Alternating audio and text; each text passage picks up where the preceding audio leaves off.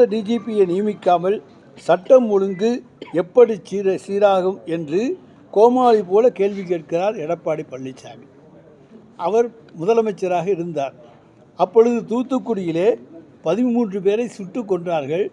அதை நான் டிவியிலே பார்த்து தெரிந்து கொண்டேன் என்று சொன்ன ஒரு முதலமைச்சர் இன்றைக்கு பொறுப்பு டிஜிபியை வைத்துக்கொண்டு நீங்கள் எப்படி சட்டம் ஒழுங்கை பாதுகாக்கப் போகிறீர்கள், எனவே டிஜிபியை நியமியுங்கள் என்று கேட்பதைப் போல ஒரு வெட்கக்கேடான ஒரு செயல் கிடையாது.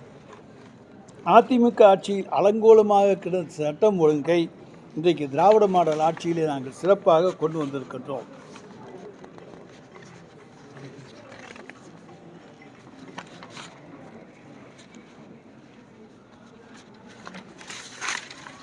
டிஜிபி விவகாரத்தை பொறுத்த வரைக்கும் இன்றைக்கு தமிழ்நாடு அரசினுடைய நிலை இது.